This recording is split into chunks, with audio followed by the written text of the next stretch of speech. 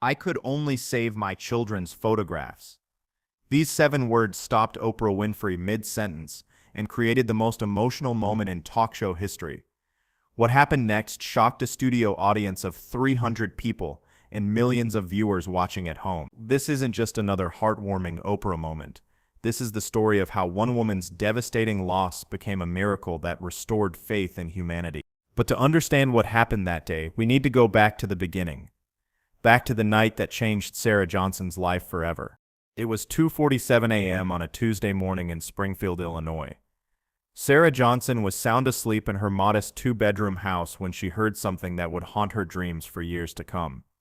It wasn't her alarm clock. It wasn't her neighbor's dog. It was the terrifying sound of glass shattering in her kitchen. Sarah bolted upright in bed. The smell hit her immediately. Smoke. Thick, acrid smoke that made her eyes water and her throat burn. But Sarah didn't panic. She couldn't afford to panic. In the bedroom next to hers, her 8-year-old daughter Emma and 6-year-old son Michael were sleeping soundly, completely unaware that their world was about to change forever. What Sarah didn't know was that an electrical fire had started in her kitchen. A faulty wire behind her refrigerator had sparked, igniting the wooden cabinets her late husband had built with his own hands 5 years earlier. Those cabinets, which had once represented love and hope and a family building their future together, were now fuel for a fire that threatened to take everything she had left. Sarah's survival instincts kicked in immediately. She ran to her children's room, scooped up Emma and Michael, and rushed them out the front door. They stood on the sidewalk in their pajamas, watching helplessly as orange flames began to flicker in the kitchen window. By the time the fire department arrived, 12 minutes later, those flickering flames had become a roaring inferno that consumed everything Sarah had spent 15 years building. The house burned for 4 hours. When the flames were finally extinguished, nothing remained but a blackened shell and the memories of a life that no longer existed. But this is where Sarah's story takes an unexpected turn. Because 3 weeks after losing everything, she received a phone call that would change her life in ways she never could have imagined. The producers of The Oprah Winfrey Show had heard about her story through a local news report. They wanted to feature her on an upcoming episode about community resilience. Sarah almost said no. How could she possibly talk about resilience when she was sleeping on her sister's couch and buying her children's clothes from thrift stores? But something inside her said yes. Maybe it was hope. Maybe it was desperation. Or maybe it was the memory of her late husband's voice, telling her to never give up fighting. The morning of the Oprah Show taping, Sarah Johnson arrived at Harpo Studios in Chicago, wearing the only dress she owned.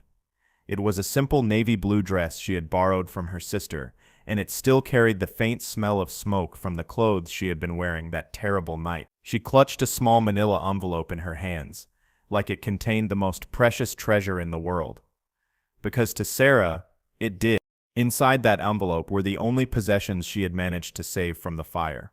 Not jewelry, not money, not important documents, just 3 photographs of her children. The photos were singed around the edges, and one had a burn mark across the corner, but the faces of Emma and Michael were still visible. Those faces were all she had left of the life she used to live.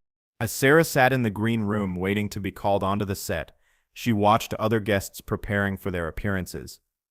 There was a woman who had started a successful business after being laid off, a man who had overcome addiction and rebuilt his relationship with his family, a teenager who had created a scholarship fund in memory of her deceased father.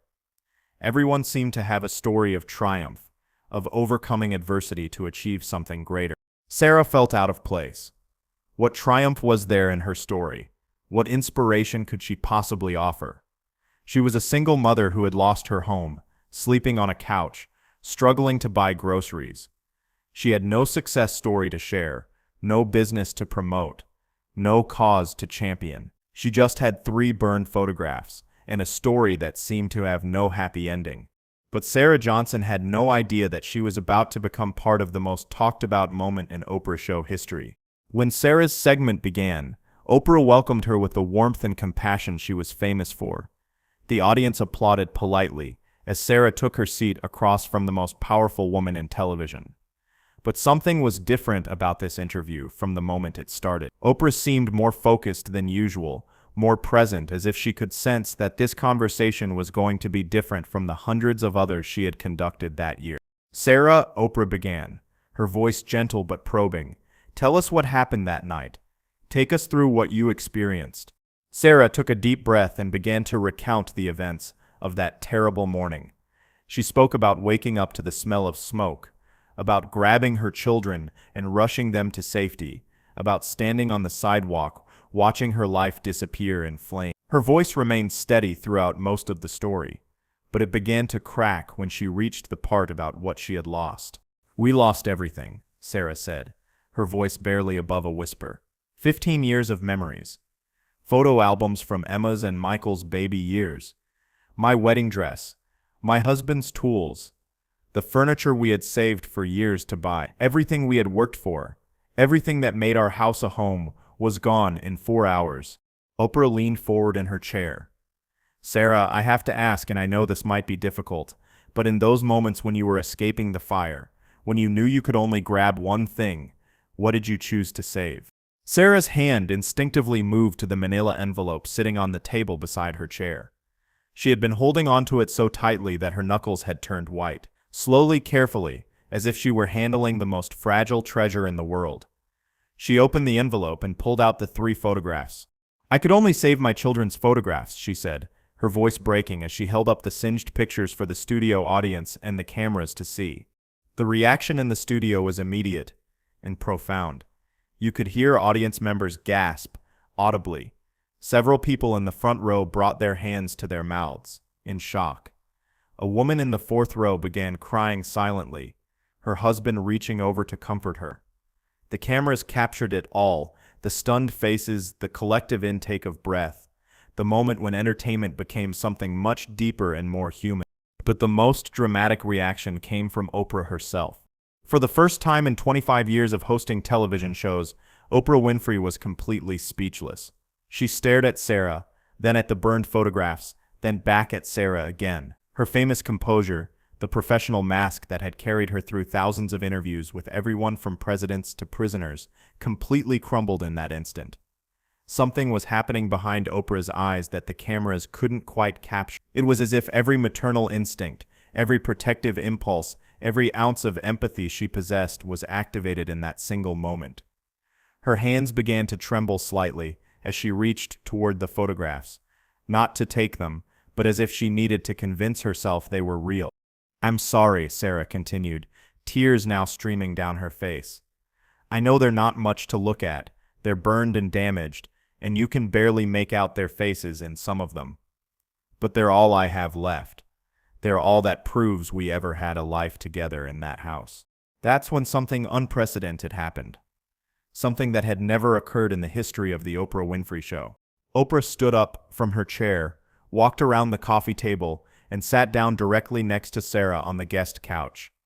Then, in front of 300 studio audience members and millions of television viewers, she did something no talk show host had ever done before. She took Sarah's hands in hers and said words that would change everything.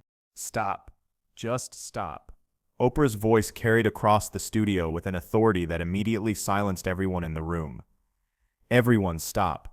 Cameras, stop rolling for a minute. The studio fell into confused silence. Producers in the control room frantically spoke into their headsets, unsure whether this was a technical issue or something else entirely. The director's voice crackled through the studio speakers, asking if there was a technical malfunction. But Oprah ignored every protocol, every producer's signal, every rule that governed live television. The studio audience looked around uncertainly, wondering if they were witnessing a breakdown or a breakthrough. Some audience members whispered nervously to each other, while others sat frozen, sensing they were about to witness something unprecedented in television history. But Oprah wasn't having a breakdown. She was having a moment of absolute clarity. She looked directly into the main camera, the one that broadcast live to millions of homes across America, and spoke with a conviction that seemed to come from somewhere deep in her soul. "Ladies and gentlemen, I need to tell you something. In 25 years of doing this show, I have interviewed presidents and prisoners, celebrities and citizens, people who have achieved incredible success and people who have survived unimaginable tragedy. But I have never ever been more moved by a human being than I am by Sarah Johnson right now. She turned back to Sarah, who was still clutching the burned photographs, looking confused and overwhelmed by the sudden attention. Sarah, you said you could only save your children's photographs.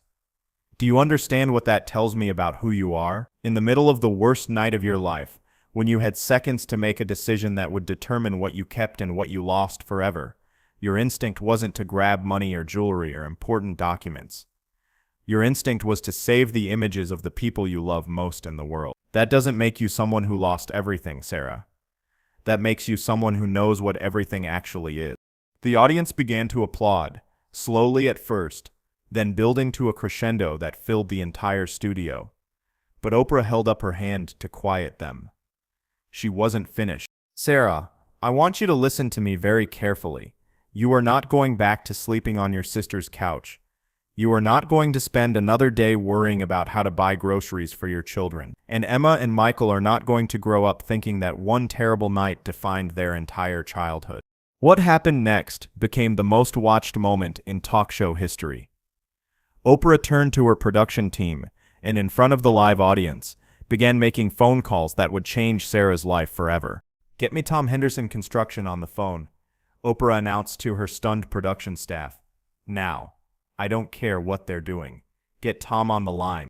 While her assistants scrambled to make the call, Oprah addressed the studio audience directly. "You know what we're going to do today? We're going to show Sarah and her children what community looks like. We're going to show them that sometimes when you lose everything, that's when you discover how much you actually have." The phone call came through, and Oprah put it on speaker so the entire studio could hear. "Tom, this is Oprah. I'm calling from my show, and I need you to listen carefully. I have a mother here named Sarah Johnson. She lost her home in a fire 3 weeks ago, and she's been sleeping on her sister's couch with her 2 young children. I want you to build her a new house. Not someday, starting tomorrow. And Tom, I want it to be beautiful. I want it to be everything those children dreamed their home could be." Tom Henderson, whose construction company had worked with Oprah's production team before, didn't hesitate for even a second. "Oprah, consider it done. We'll start planning tonight and break ground within a week." But Oprah wasn't finished. She turned to the audience, her voice growing stronger with each word. "And you know what else we're going to do? Every single person in this studio audience is going to be part of Sarah's new beginning. I want phone numbers. I want email addresses. I want people volunteering to help. Because that's what we do when someone falls down. We don't just help them get back up. We help them build something better than what they had before." What followed was unlike anything television had ever captured. Audience members began standing up spontaneously, calling out ways they wanted to help. A woman in the third row owned a furniture store and offered to furnish the entire house. A man in the back was an electrician and volunteered his services for free. A teenage girl pulled out her babysitting savings and offered it to buy toys for Emma and Michael.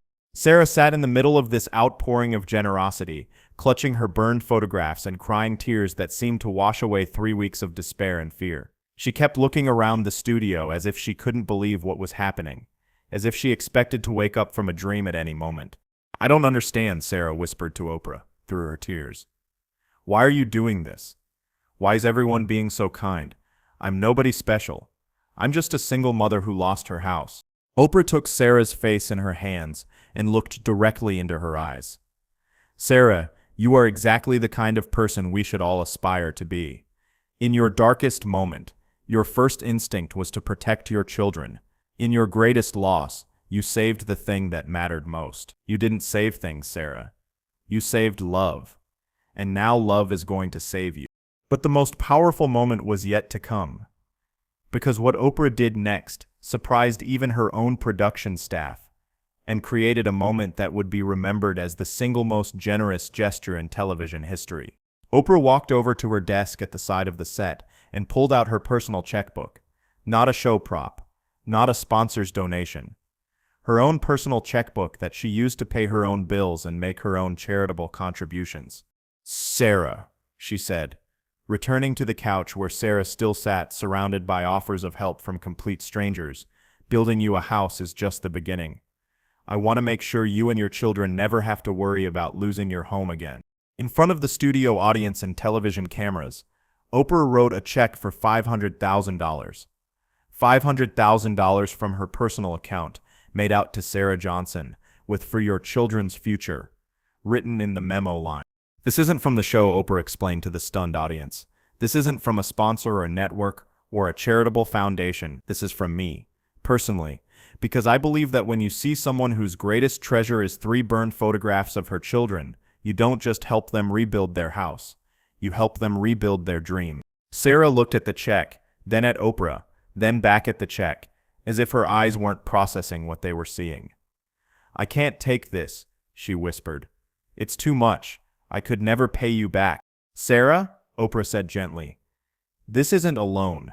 This is a gift, from one mother to another, from someone who understands that the most important things in life can't be replaced by insurance policies or government assistance.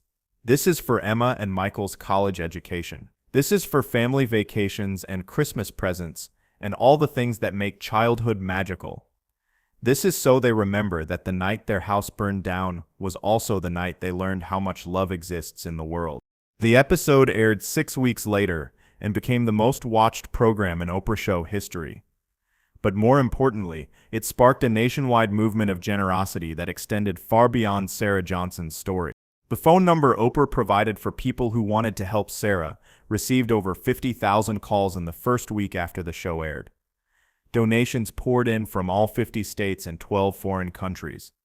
A retired teacher from Vermont sent her entire life savings of a group of elementary school students in Texas held a bake sale and raised $84. A millionaire businessman from California anonymously donated enough money to build similar houses for 10 other families who had lost their homes in fire. Tom Henderson Construction completed Sarah's new house in 6 weeks. But it wasn't just a house. It was a 4-bedroom, 3-bathroom home with a wraparound porch, a large backyard with a swing set, and a kitchen where Emma and Michael could help their mother bake cookies. The living room had built-in bookshelves filled with books donated by viewers. The children's bedrooms were decorated with furniture and toys sent by families from across the country. But the most special room was Sarah's bedroom, where Oprah had arranged for a professional photographer to create beautiful enlarged prints of the 3 burned photographs. They were displayed in elegant frames on the dresser, no longer damaged reminders of loss, but treasured memories of love that had survived even the worst disaster. On the day Sarah and her children moved into their new home, Oprah was there to hand her the keys. Emma and Michael ran through the rooms, marveling at their new beds and toys and the swing set in the backyard. But Sarah stood in the doorway for a long moment, just absorbing the reality of what had happened. "You know what the most amazing part of this whole experience has been?" Sarah asked Oprah as they watched the children play in the backyard. "Tell me," Oprah replied. 3 weeks ago, I thought losing everything meant I had nothing left to give my children.